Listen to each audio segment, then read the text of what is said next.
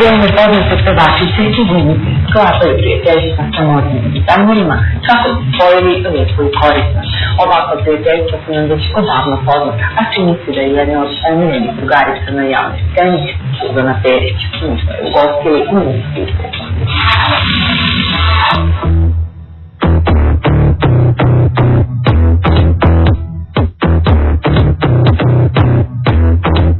Na dodjeli nagrada magazina Hello sreli smo i poznatu kreatorku Suzanu Perić, koju smo pitali da li imala problem šta da obuče za ovu manifestaciju. Pa ne, s obzirom da ovo nije bilo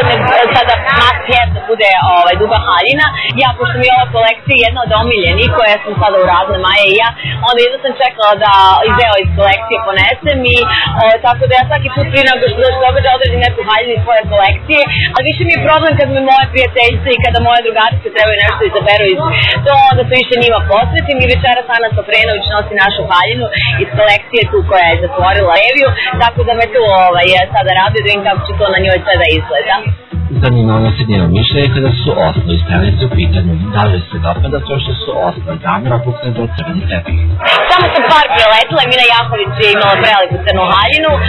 Teka Aleks čisto tako u dugoj crnoj šipkanoj haljini, ona pleni i ona i Veljko su imali super styling, Snežana Dakić koja je imala neku zanimljivu kreaciju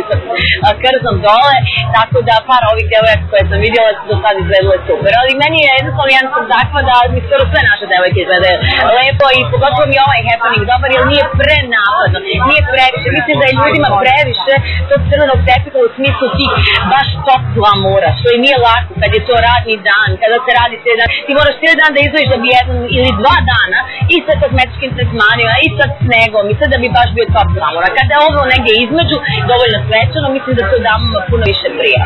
Lako, ali sigurno bližimo se novoj godini. Tražili smo od nje savjet kako bi to devojke trebalo da izgledaju za tu noć.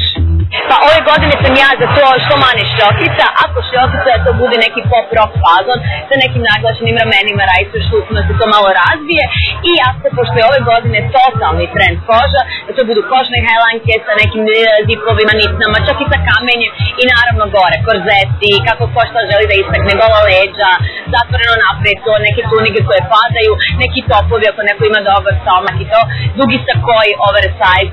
koji će da budu sa kratkim mini suknjama i naravno one čiste preko kolena koje su must have ove sezone. Eventualno ako mora glamur, crvena haljina, gola leđa, zatvorena.